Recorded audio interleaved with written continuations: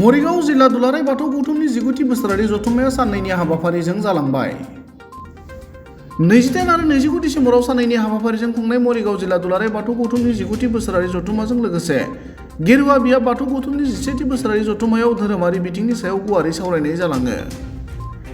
दिनै जोबथा एबा गेवलां मेलाव दुलाराय बाथौ गौथुमनि गाहाय नेहाथारि गणेश दैमारि, तिवा अट'नमास काउन्सिलनि गाहाय मावफुं सोद्रोमा चन्द्र कुवार आरो ओनसोलनि मानगोनां सुबुंफोरजों लोगोसे गोबां रायजो राजाफोरा बाहागो लादोंमोन। बिबानखौ मोनसे राजखान्थिनि लामाजों बेंखनना लाबोनानै बिबान लानाय माने जों बिथांमोनखौ जों मिथियो। दिनै जों माखासे बैसो जाबाय, जों बे उन्दै समनिफ्रायनो आफादखौ मोननानै जों मिथियो जे बिबान बिना लानाय मानसिफोरा जों गामिफोराव जों नुनो मोनो बा जिल्लाफोराव बेफोराव नुनो मोनो बिथांमोना खामानि मावनो हाया। बिथांमोननि थांखियानो बेलेग, बिबान लानाय थांखियानो बेलेग, बे थांखिया बेलेग सिमांनि थांखि बा जेखि जायाथों दा आंखौ फोरमायबाय जों नाजागोन थांखि लादों बिथां गाहाय नेहाथारिया जोंखौ जाबायदि मोनसे ओंथि जाबाय जे नोंथांमोना जोंखौ लिंहर नोंथांमोना मोननै फैलाबो खौसे जानो थाखाय जोंखौ लिंहर जों मिरु आफादनि बय बिबानगिरिफ्रानो फैगोन जोंबो दुखु नांगोन जे बिथांमोना जोंखौ लिंहरनाय नहा जों जे गोरोबहोनाय दलहा गारनाय बिथांमोना बिथांमोना बेवहा बै खालि थाफानो जासै बिथांमोना लाइजाम मोनसे लिरनानै थांनोबो बिथां हाबाखौ खालामना दं आरो बेयो जों दिनै बेबायदि मोनसे जोंखौ दुलाराय बाथौ गौथुम अनर्थ हिसाबै जोंखौ माने गोजोननाय मोनदों जोङो बै आरो खालि सारि मरिगाव घन्टा जिल्लानि लानांगोन जिखिनि बेवहाय जोङो धोरोमारि सारि बिथिङाव घन्टानि खामानि फैनो मावलांनो दङ मोजां आरो बिथांमोना जों दुखु बे नांदों मा जेखि जाथों मावलांनायनि जायखिजाया बिथां जोंनि गेजेरावहा बेनि सिगांनि मावफुंलांनो थाखाय आफादाव बिथांमोना थादोंमोन बिथां सावरायनाय जादों आरो बे सुक्लेस्वर सावरायनायनि महिलारि गेजेरजों नगाव जोंनि जिल्ला बाथौ बाथौ सिबियारि गौथुमनि फोरनि आफादगिरि गेजेराव रायजो राजाफोरनो मोनसे बिथांखौबो जिल्लानि सिङाव जों थानानै प्रग्रामाव मोजां बिथां मोनसे देखायहैबाय मेसेज बिथांखौ जों होनानै फन जायखौ खालामदों गोसोनि कन्टेक्ट खालामदों गेजेरजों नेहाथारिया निमाहानि बे गेजेरजों हिसाबै फोथायनायनि जोंनि गेजेरजों मानखौ बिथांमोना लाखिनानै दिनै जों खामानि लाखिदों मावनो थाखाय बेनिखायनो बिथांखौ रादाय होदों आरो इयुन बेबायदिनो जोलैफोराव जोंबो बेवहाय बिथांनि बाहागो लाफैनो मोनदों आरो बेयो सुंद' बिबुंथि मरिगाव जिल्लानि लाखिनो थाखाय खावलायनाय जिल्ला आफाद हिसाबै मोनसे गोजोनथाव खौरां, मानो होनबा खौसे जानानै खामानि मावलांनो थाखाय बिथांमोना दिनै बाथ्रा गोजोनथाव सावरायनायखौ दैदेननाय मन'रन्जन नार्जारि आरो लोगोसे दिनैनि बे खामानिखौ बेखेवनानै होलांनो हानाय गायसनगिरि नेहाथारि तथा मोनसे समनि मिरु गौथुमनि मिरु सोद्रोमा रमेश चन्द्र स्वर्गियारि आरो बेवहायनो बाहागो लानो हानाय दुलाराय बाथौ गौथुमनि मानगेदेर आखान्थि आफादगिरि मोनारोम बर', नेहाथारि गपि स्वर्गियारि आरो बेजोंनो दिनै बे ओनसोलनिनो PKSDWCनि मावफुं सोद्रोमा मथुरा बसुमतारी आरो लोगोसे मरिगाव जिल्ला बर' थुनलाइ आफादनि मानगेदेर काशिराम बाग्लारि बिथां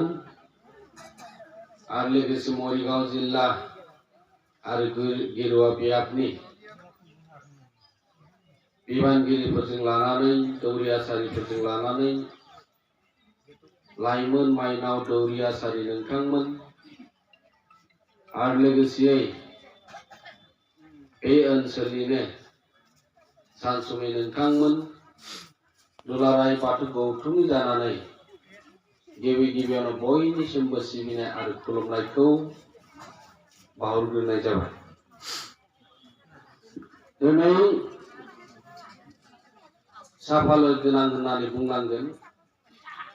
मरिगाव जिल्ला दुलाराय बाथौ गौथुमखौ लानानै नोंथांमोना टार्मेटिक सेसनाव जाबायदिहाय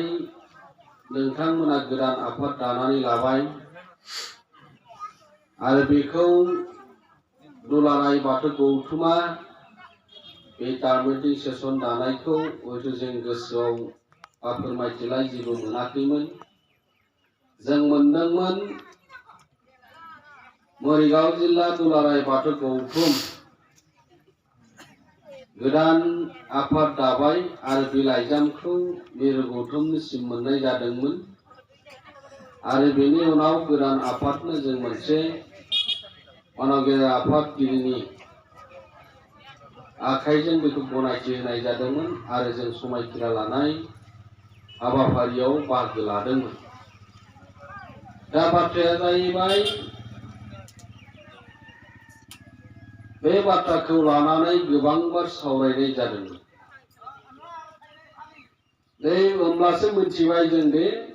माबा मोनसे बेवहाय मोननै फेक्सनाव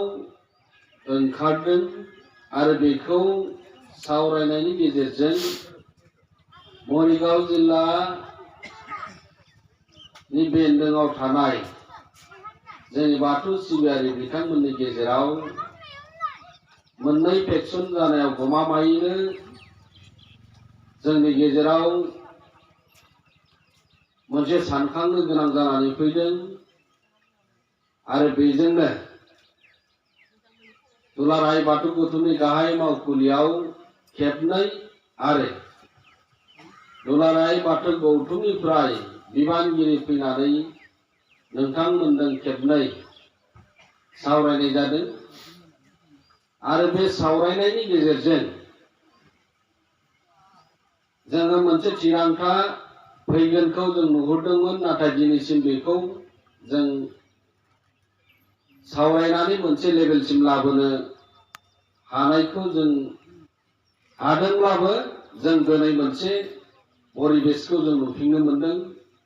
मानो होनोब्ला बेवहाय मोननै हानजा जानानै आफादगिरि नेहाथारि गोदान गोजाम बाथ्रा बेफोर जोंनि गेजेराव ओंखारबाय थानाय दासिमबो जादों।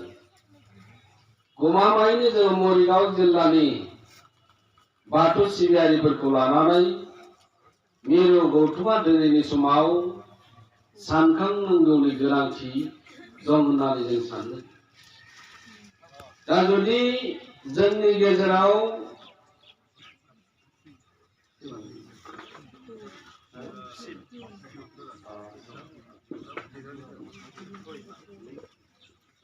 जोङो बेखौ गोबांबार सावरायबाय आरो बेखौ फोजोबनो हागोनखौ जों नुहुरदों दाबो।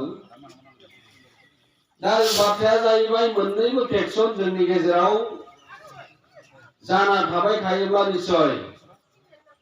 जों मा जागोन? जोंनि बाथौ सिबियारिफोरनि गेजेराव दुखु होबाय थानाय जागोन नामा? बेनिखायनो सानदोंमोन जोङो जे बेवहाय BKWS नि मानाव गेदेर EM दङ। दा EM दङब्ला बिथाङा बे मोननै फेक्सनखौबो लानानै मोनसे मोजां गोरोबथायाव लाबोनो बै समावबो नाजायोब्ला निश्चय हागोनखौ नुहुरदोंमोन। दा बाबै बोसोरसे जानोसैनि 506 मास बारलांबाय। दा बेखौ दिनैनि पर्यायाव बबे मेकानिजमजों जोङो बेखौ फोजोबस्रांनांगोन, जोङो सावरायनांगोन आरो जोंनि बाथौआरिफोरनि गेजेराव बिबानगिरिफोरनि गेजेराव बाथ्रानि दान्थेलायबाय थानाय जायोब्ला जों बोरै जागोन? जोङो बैखौबो जों नागारनो हाया, नाथाय जों जास्ट बिबानगिरिफोरनि गेजेराव